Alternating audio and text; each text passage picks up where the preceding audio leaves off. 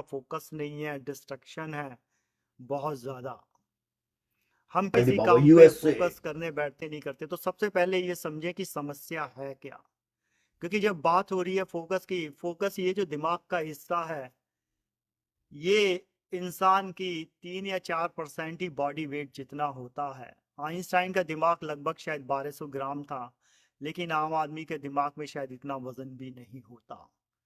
आप जो है बिगर किसी उसके, आप ऐसे मान लीजिए हो सकता है ये आपके 10% से कम ही दिमाग का 5% से कम ही दिमाग का हिस्सा, कुछ ऐसा मान सकते हैं कि अगर आपका वजन 50 किलो है तो जितना जैसे भी वो आएगा। अब ये दिमाग का हिस्सा बड़े और छोटे होने से क्या फर्क पड़ता है। इस दिमाग के अंदर जो है काउंटलेस और मिलियंस में न्यूरॉन्स हैं। न्यूरॉन्स या ग्रे मैटर जिसे ब्रेन को भी बोलते हैं। तो अभी बात हो रही थी चेतन और अचेतन मन की। तो जो फिजिकल लेवल पे हम देखते हैं, फिजिकल लेवल पे साइंस ने दो पार्ट में डिवाइड करा, left brain and right brain. ये राइट हिस्सा, ये लेफ्ट हिस्सा है। और अननोन लेवल या जिसको फिजिकली निकाल के नहीं डाला जा सकता, उसको बोला जाता है conscious mind and unconscious mind. Science के हिसाब से ये है जो कॉन्शियस माइंड है उसका कंट्रीब्यूशन हमारी लाइफ में लेस देन 5 और 10% होता है। 90% हम अपना जीवन अनकॉन्शियस माइंड से जीते हैं, जो हमें पता भी नहीं है अगर वैसे समझें। और सिंपलीफाई वे में आपको बताता हूं, आप ऐसे समझिए कि आप जो है एक BMW चला रहे हैं अपनी, या जो भी गाड़ी हो सकती है, ABC गाड़ी चला रहे हैं। आपके पास स्पीड पूरी है लेकिन आप 10 की स्पीड पर जा रहे हैं। वो गाड़ी 80 की स्पीड पे चल सकती है, 60 की स्पीड पे चल सकती है, लेकिन जो पीछे बैठा हुआ है उसका मालिक, वो आपको उस पे जाने का आदेश नहीं देता कि आपकी गति 10 से ज्यादा बढ़े। तो क्या होगा, आप उस गाड़ी को चलाएंगे तो सही, घर आवाज आती रहेगी लेकिन वो बढ़ेगी नहीं और आप रेस्टलेस हो जाएंगे। तो उसी तरीके से एक्चुअली, तो ये जो चेतन मन और अचेतन मन है, इन दोनों में सिंक्रोनाइज नहीं होता। सिंक्रोनाइज नहीं होने का मतलब क्या है, विज्ञान के हिसाब से जो अनकॉन्शियस माइंड है उसमें आपकी फीलिंग स्टोर होती हैं, कि आपका मूड स्विंग हो जाता है, ये कॉन्शियस माइंड से नहीं होता। जो दिल से काम करे जाते हैं वो अनकॉन्शियस माइंड में पड़े होते हैं। हम कॉन्शियस माइंड से मैथ, रीडिंग, राइटिंग, जो इस तरीके के सवाल है, लेकिन जो मेमोरी है अगर आप उसे समझें तो वो आपके अनकॉन्शियस माइंड में पड़ी होगी। अगर कंप्यूटर के टर्म्स में समझाएं आपको, आपके पास दो चीजें होती हैं। एक रैम होती है, रैम जो है जो उस वक्त एक्टिव कोई प्रोसेस चल रहा होता है उसे हैंडल करता है। और आपका जो हार्ड ड्राइव है वो स्टोर कर लेती है सारी इंफॉर्मेशन। आप वर्ड का एट ए टाइम एक ही डॉक्यूमेंट खोलते हैं। लेकिन अगर आप इतने ज्यादा सुपर कंप्यूटर वाले ब्रेन पे चले जाएं, वैसे भी सुपर कंप्यूटर इंसान ने ही बनाया है, तो कोई बड़ी बात नहीं है, आप at a time thousands of document खोल सकते हैं। तो साइंस ने ये फिगर आउट करा, जो ये कॉन्शियस माइंड है ये कुछ 100 बिट्स में ही काम करता है। लेकिन ये जो अनकॉन्शियस माइंड है, अचेतन मन है, जिसे गीता में बार बार कहा नीचे उतरो, या और चीजों में जो धर्म का है, उसमें at a time thousands of computer काम कर सकते हैं और वो एक दूसरे से कम्युनिकेट कर सकते हैं। इतना यहां तक विज्ञान बता देता है। अब सवाल ये आता है कि कॉन्शियस और अनकॉन्शियस का सिंक्रोनाइजेशन कैसे हो। इंफॉर्मेशन तो मिल गई आपको, लेकिन आप कहेंगे कैसे हार्नेस करा जाए।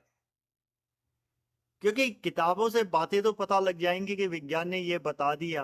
अगर विज्ञान ये ना बताता तो वो तो हमें पहले भी पता है। अगर गीता को ध्यान से जो है ध्यान कर लो और उसमें उतर जाओ, सिर्फ उसको टेक्स्ट की तरह ना पढ़ो, तो उसमें उतरने के लिए जो है, अगर विज्ञान के हिसाब से समझे, क्योंकि कुछ लोग कहते हैं कि थोड़ा सा विज्ञान भी बताएं। हम लोग जर्नली रहते हैं बीटा स्टेट में रहते हैं माइंड की। जो आज ये समस्या आ गई है, तरक्की बहुत हुई है, लेकिन मेडिटेशन का क्योंकि मिनिमम उपयोग हो रहा है, उसे यूज क्या अब्यूज ही बोला जा सकता है।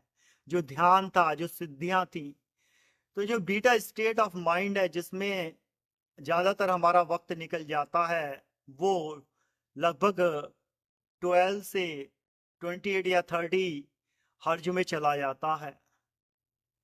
अल्फा स्टेट वो है जहां पे आप शांत हो जाते हैं और फोकस लगता है, वो 8 से 12 आती है अगर उनकी फ्रिक्वेंसी पे बात करें। 4 to 8 में थीटा आती है, और डेल्टा स्टेट समाधि की स्टेट होती है जहाँ पे इंसान ये बॉडी लेस और माइंड लेस हो जाता है, केवल सोलफुल बनता है। उसके बाद सुपर कॉन्शियसनेस है जिसमें आत्मा परमात्मा में मिल जाती है।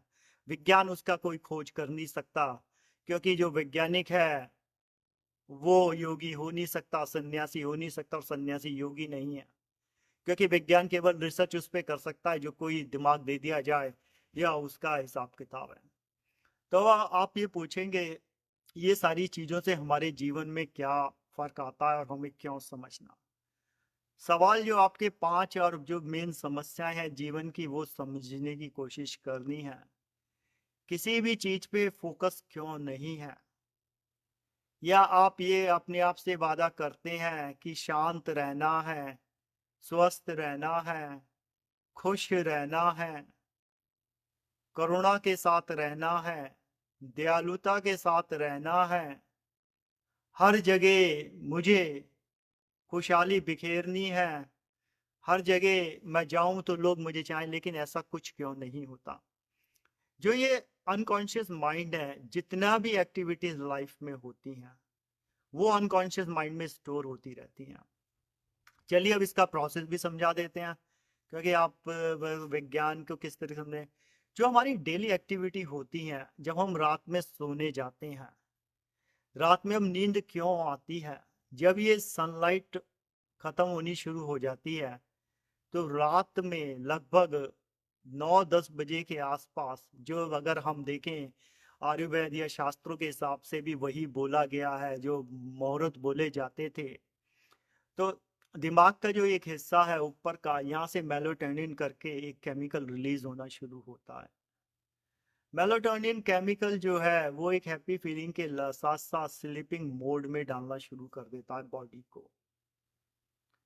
अगर बॉडी एजिटेटेड ना हो, रेस्टलेस ना हो, इसलिए बार बार बोला जाता है दिन भर कि आप जो है शांति से सोने जाएं, या नींद से पहले शिवा शक्ति, फेथ, ध्यान योग या और भी कोई जो भी मेडिटेशन है उसे कर लें।